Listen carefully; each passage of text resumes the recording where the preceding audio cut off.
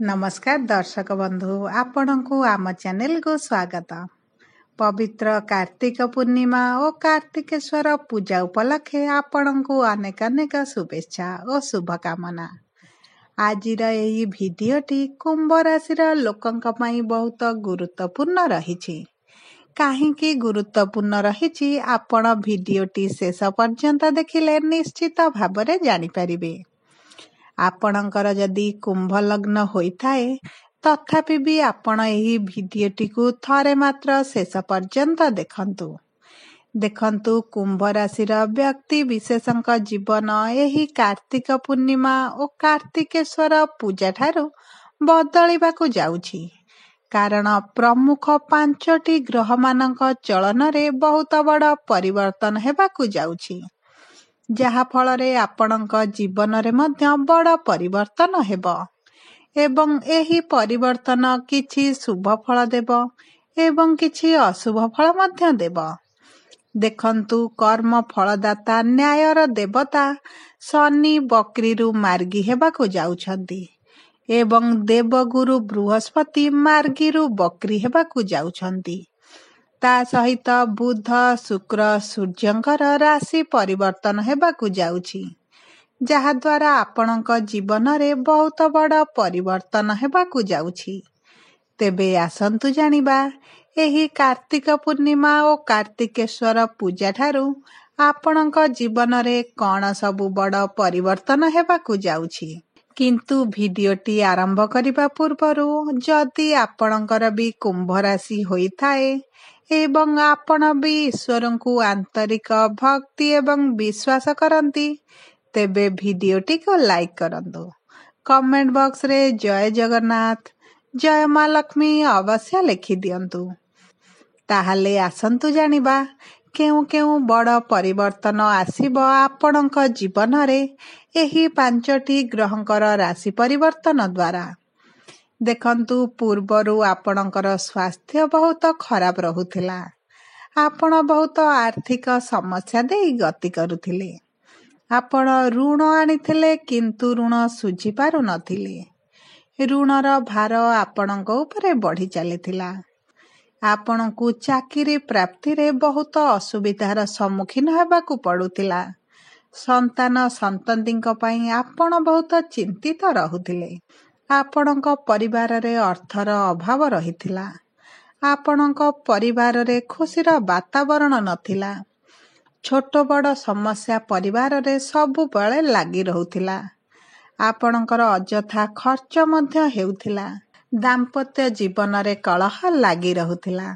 आपण बहुत मानसिक दुश्चिंता रे पीड़ा रे रहुथिले। तेबे एही भली जहा भी समस्या आपणक जीवन रे चालुथिला ताहा एबे दूर हेबाकु जाउछि। आपणक जीवन रे पुणी थरे खुशी फेरिबाकु जाउछि।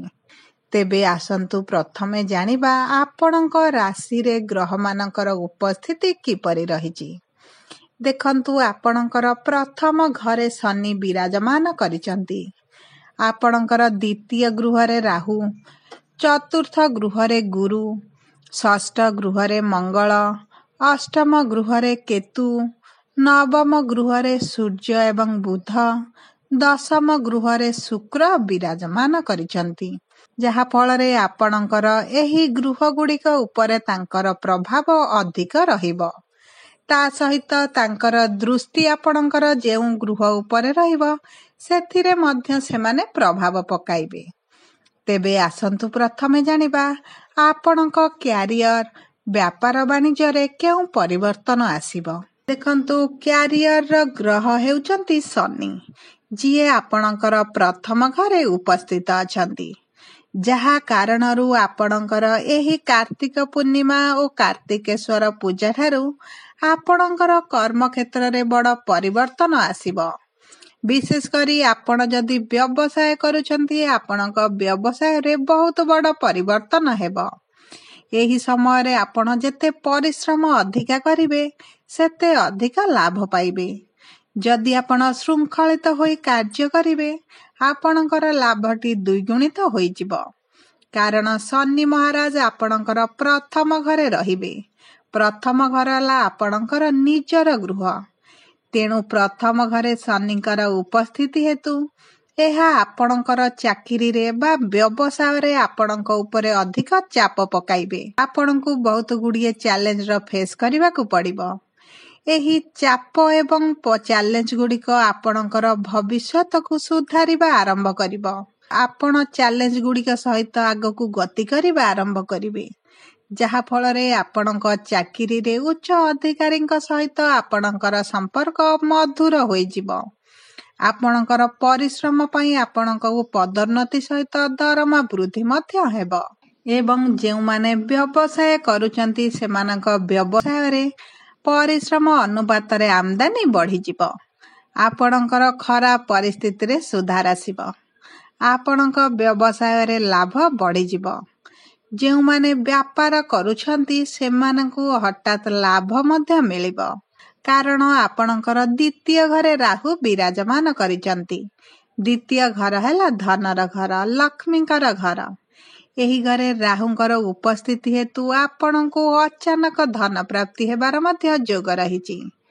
ଦେଖନ୍ତୁ, ଆପଣଙ୍କ ପୂର୍ବରୁ ଅଟକିଥିବା କାର୍ଯ୍ୟ ମଧ୍ୟ ଏହି କାର୍ତ୍ତିକ ପୂର୍ଣ୍ଣିମା ପରେ ସମ୍ପନ୍ନ ହୋଇଯିବ।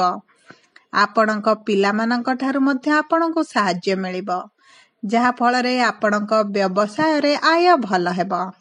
ଯଦି ଆମେ ଆପଣଙ୍କର ଆର୍ଥିକ ସ୍ଥିତିକୁ ଦେଖିବା, ତାହେଲେ ଆପଣଙ୍କର ଦ୍ୱିତୀୟ ଘରେ ରାହୁ ବିରାଜମାନ କରିଛନ୍ତି ଏବଂ ରାହୁଙ୍କର ଉପସ୍ଥିତି ହେତୁ ଆପଣଙ୍କୁ ବହୁତ ଗୁଡ଼ିଏ ସ୍ରୋତରୁ ଧନ ମିଳିବା ଆରମ୍ଭ ହେବ।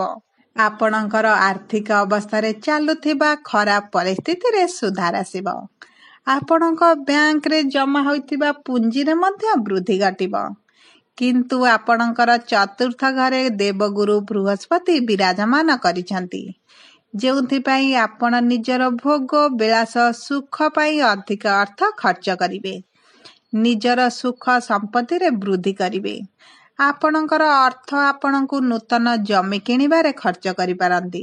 ଆପଣ ଏହି ସମୟରେ ବ୍ୟବସାୟକୁ ବିସ୍ତାର କରିବାର ଚିନ୍ତାଧାରା ମଧ୍ୟ ମନକୁ ଆସିବ।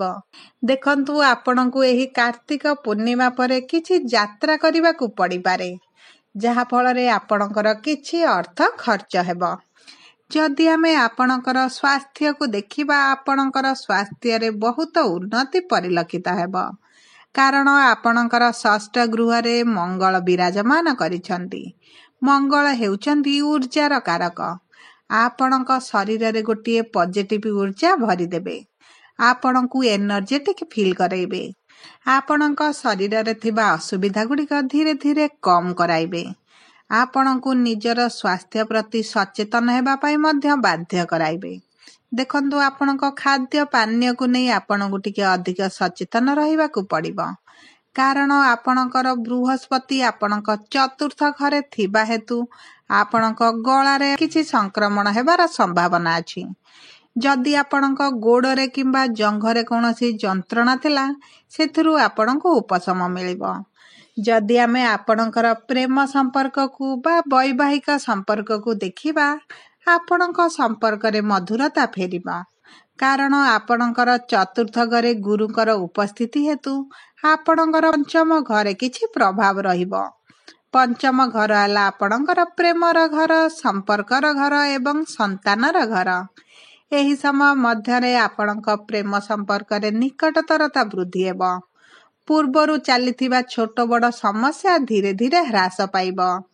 ଆପଣଙ୍କ ସମ୍ପର୍କରେ ଆପଣଙ୍କର ସାଥୀ ଆପଣଙ୍କୁ ଅଧିକା ବୁଝିବା ଆରମ୍ଭ କରିବେ, ଅଧିକ ସମ୍ମାନ ଦେବା ଆରମ୍ଭ କରିବେ ଏବଂ ଆପଣଙ୍କ ମଧ୍ୟରେ ଥିବା ଦୂରତାଟା କମିଯିବ।